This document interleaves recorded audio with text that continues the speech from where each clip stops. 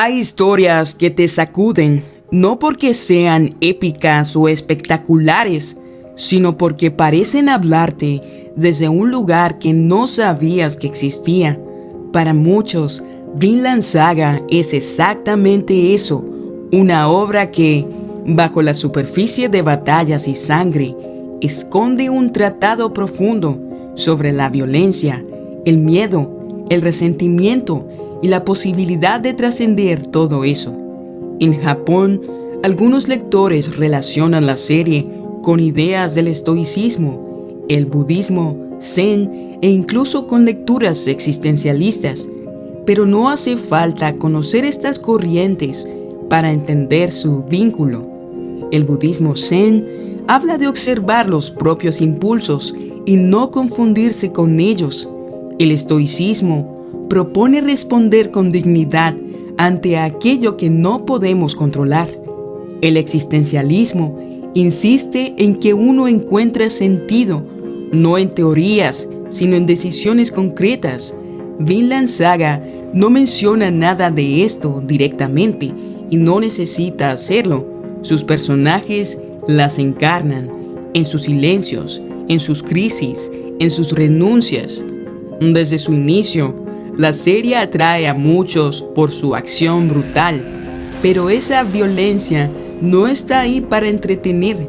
Yukimura, su autor, es profundamente pacifista y usa la sangre para mostrar sus consecuencias, no para celebrarlas. Pero hay algo más interesante aún. La violencia sirve como punto de partida para entender una postura antiviolencia. Primero debemos entrar al mundo que la normaliza.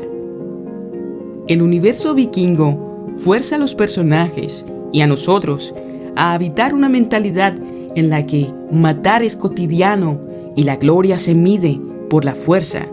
Solo cuando estás dentro de ese mundo puedes comprender lo revolucionario que es oponerse a él.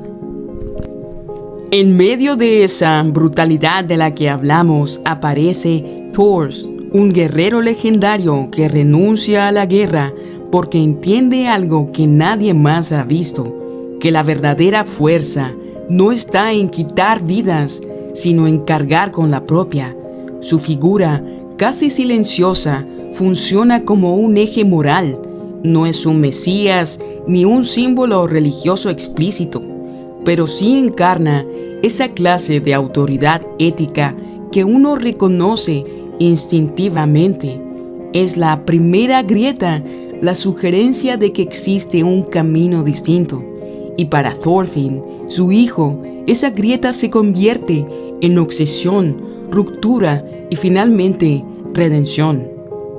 Luego está Askeladd, quizá uno de los personajes más complejos de la serie. Es manipulador, brillante, violento y sin embargo, es él quien moldea al joven Thorfinn, no por cariño, sino porque representa el mundo exactamente como es, contradictorio, ambiguo, imposible de clasificar como bueno o malo. Askeladd empuja a Thorfinn hacia el límite, obligándolo a vivir dentro de su propio odio, hasta que ese odio se convierte en una prisión. Y sin proponérselo, abre el camino hacia la pregunta más difícil de la serie.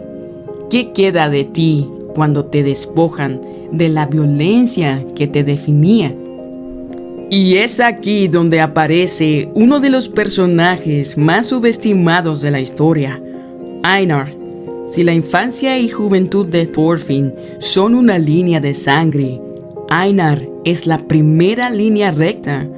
Alguien que trabaja la tierra, que vive sin gloria ni batalla, que ha sufrido tanto como él y aún así se niega a odiar. Einar no salva a Thorfinn con discursos ni filosofía, lo hace con presencia, con humanidad, lo obliga a ver por primera vez que existe una vida sin una espada en la mano, que hay otras maneras de construir identidad. Las cenas compartidas, el trabajo en el campo, los silencios entre ambos. Son pequeños actos de resistencia contra el mundo vikingo. Y ahí, en lo cotidiano, Thorfinn empieza a derrumbar la versión de sí mismo que lo tenía atrapado. Mientras todo esto sucede, al otro lado del tablero vemos a Canute, quizá el contrapunto más refinado de la serie, un joven frágil, tímido, casi asustadizo, que termina entendiendo la política y el poder de maneras que ni los grandes guerreros podían imaginar. Su arco no es el de Thorfinn, pero está íntimamente ligado a él.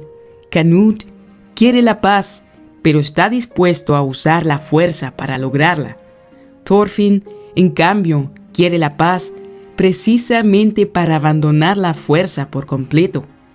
Dos respuestas opuestas al mismo mundo, dos hombres marcados por la violencia, pero interpretándola de maneras distintas. Ese contraste eleva la segunda temporada, convierte una historia personal en una reflexión política y nos recuerda que incluso las buenas intenciones pueden conducir a decisiones terribles. Todo llega a un punto de inflexión cuando Thorfinn acepta lo que durante años se negó a mirar, que su identidad no puede seguir construida sobre el odio, que no tiene enemigos, no porque el mundo sea amable, sino porque él decide no convertirse en reflejo de la violencia que lo formó. Es un acto que no es racional en el sentido lógico. Es un salto, una fe en que la vida puede ser otra cosa. Y es un salto que muchas personas, incluso fuera de la ficción, reconocen íntimamente.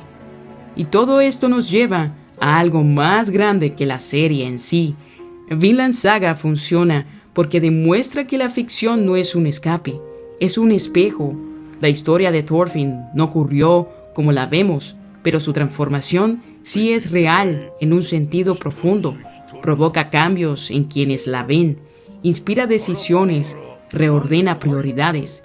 Los personajes no existen físicamente, pero su potencial, lo que representan, es tan real como cualquier experiencia humana. La ficción, cuando está bien hecha, abre caminos que la vida cotidiana a veces no nos deja ver. Y quizá eso sea lo más impresionante de Vinland Saga, que habla de un tiempo donde todo se resolvía a golpes, para recordarnos que la verdadera batalla siempre ha sido otra. No es contra un ejército ni contra un enemigo concreto, es contra esa parte de nosotros que cree que solo valemos si vencemos, contra la voz que nos empuja a responder con odio, contra el miedo que nos convence de que no podemos cambiar.